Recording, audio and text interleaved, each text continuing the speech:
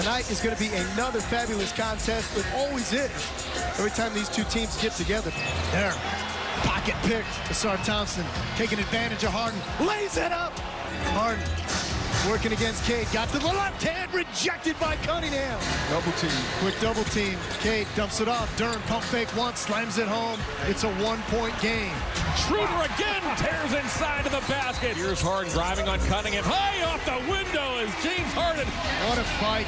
Come in here tonight and you take care of business, you absolutely are sending a message. Yeah, I do think the Cavs sent a message last night. Hi, everyone. Welcome to First Take. Shea Cornette, Monica McNutt here with you. Good morning, Shanae Gumake, Stephen A. Hello, everybody. It's Stephen A. on with the ladies this morning. Shay, it's great to see you again. You look great.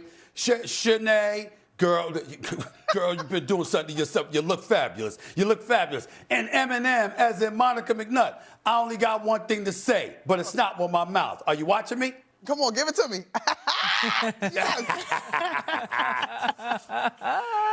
Wait, Stephen A. That's a suit right there. That white suit right there. You brought it out for ladies' night, huh? I am in LA. It's a little bit different flavor, and the playoffs are approaching, so you will see an upgrading situation taking place before your very eyes. Stay tuned in the week.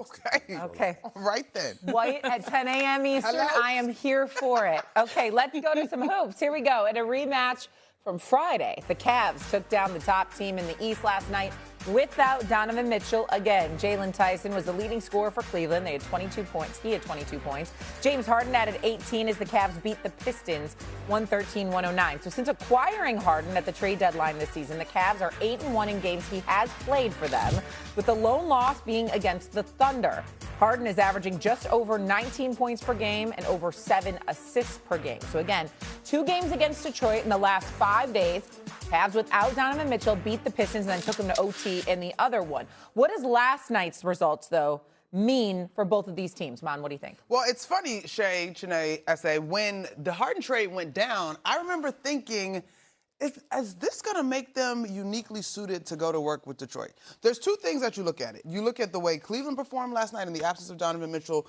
James Harden definitely unlocks another level for those guys. Anybody that has played with him around the league, in particular when you look at Mobley and you look at Jarrett Allen, the opportunities that he creates there are certainly of note. He's bigger on the defensive end compared to Darius Garland, who was in that position. But when it comes to the Pistons, this is basically what has been said of them that seemingly doesn't apply when they have run into the Knicks. That if you make Cade Cunningham have a nasty day at the office and you make him inefficient, there is not a confident number 2. And in this case, Tobias Harris and Asar Thompson didn't have bad games, but it was very clear to me that Kenny Atkinson was willing to live with that because there is no doubt that Cade Cunningham is the engine of the Detroit Pistons. Janae? Go ahead, Shanae. So I thought long and hard about this because the East has been complicated all year long. It's been interesting to see teams, they're hot and then they're cold, but overall, the Cleveland Cavaliers have the most weapons right now at full strength when they're at full strength in the entire Eastern Conference. And I'll say that because James Harden, this man is an 11-time All-Star. I know a lot of people have question marks when it comes to the postseason, but right now he's number 4 in assists, and he knows how to get a bucket, and he is the number 1 isolated player in the NBA. He knows how to manipulate. 2, Donovan Mitchell, doesn't matter that he's out, still at full strength, he's having a career year. And so you insert him into the equation, they're more lethal. But the most important aspect that James Harden unlocks, as Monica said, is their posts. I thought it was quite interesting when James left a good thing, the Clippers were on a win streak, to go to an even better thing in this circumstance, the Cleveland Cavaliers. He said one word: championship. He wants to win. And that's the word that's going to hang over his career. And I think he's understanding the pressure of that because every game it looks like he's performing that it matters, especially for those post players. Evan Mobley, I feel like the E in Evan Mobley has to be efficient. He was 5 for 9 yesterday, I think 18 points per game. That means you can take that to the max, especially as his field goals go up. And lastly, everyone take note, please, of Jarrett Allen. Ever since James Harden arrived, he's looked sensational. You know, yesterday, A, or even so, when he plays with James Harden, he's been averaging 19 and 10, shooting 73% from the floor. So when you look at this roster on paper, but also in practice, they have weapons that are Defensive Player of the Year, multiple-time All-Stars, guys entering their prime, and this is the best-case scenario ever since James Harden arrived. A couple of things.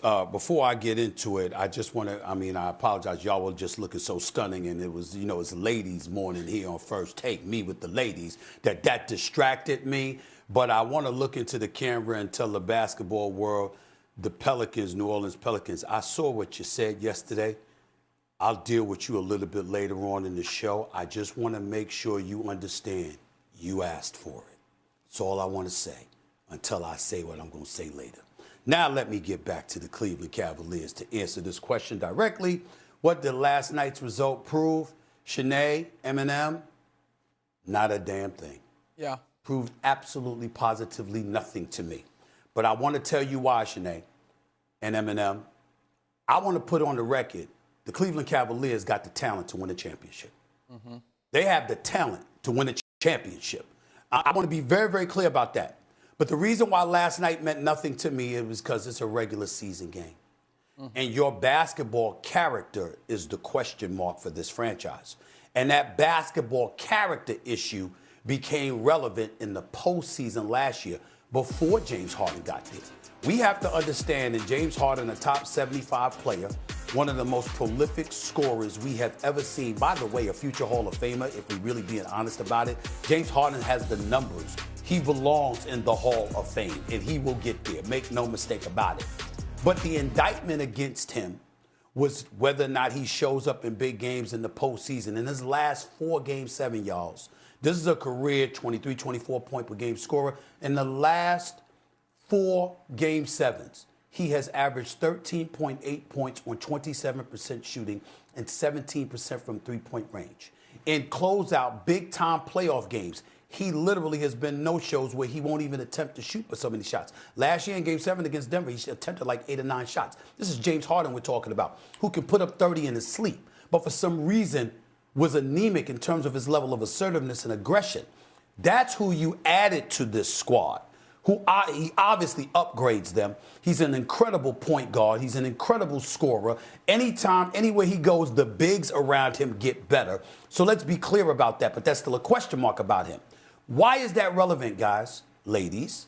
Because last year in the playoffs, we watched a couple of games, at least one, specifically, where about 3 starters sat out for the Cleveland Cavaliers in a playoff series.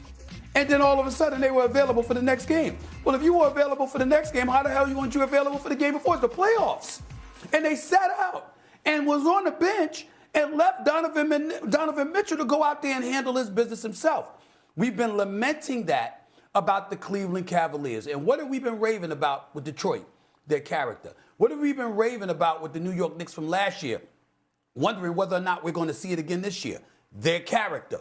We know about Boston's character because not only did they win the championship the season before last, but without Jason Tatum, their top 2 with an MVP candidate in Jaylen Brown and a great coach in Joe Mazzulla, who we watched Sinead talk about earlier on Get Up. So there's no questions about the character around the Cleveland Cavaliers. But within the Cleveland Cavaliers, there's a lot of questions. And last night tells me nothing.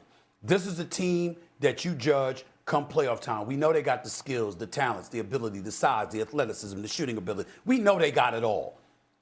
Except here, where you going to be at. That's what everybody's looking for when it comes to Cleveland. I believe in Donovan Mitchell. I can tell you that. I believe in Donovan Mitchell. But we still got to see it collectively from them in order to be convinced. I think we all know that. That's the biggest knock on these stars, the collection of talent in Cleveland. But I do crunch the numbers at like probably neurotic levels. And I do think, Stephen A., you talk about availability, the lack thereof last year in the postseason. That's why you go out there and you get a James Harden, because in the regular season and hopefully in the postseason, one thing we can say about that man's going to be on the court. He's going to be on the court. Now, will he have a disappearing act? That's true. Maybe he may disappear appear in some big moments, and I do believe that's why he went to Cleveland, because he understands in Cleveland he doesn't have to do the most. He doesn't have to be the savior. He doesn't have to deal with all of that pressure that he dealt with in the years past, right? So this is why this fit works. His number one job is to make open threes and let the bigs eat. And so that availability question, I sort of check off. I'm like, okay, they have someone that is a tested vet that will be on the floor. And then secondly, the next big knock is clutch time.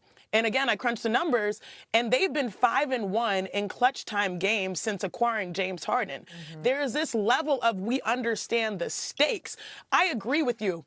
Regular season game, one game does not matter much. But I do think that this was a team entering All-Star, or even before the trade deadline, that everyone sort of thought, well, we're going to write them off. There are problems here. They have no aspirations.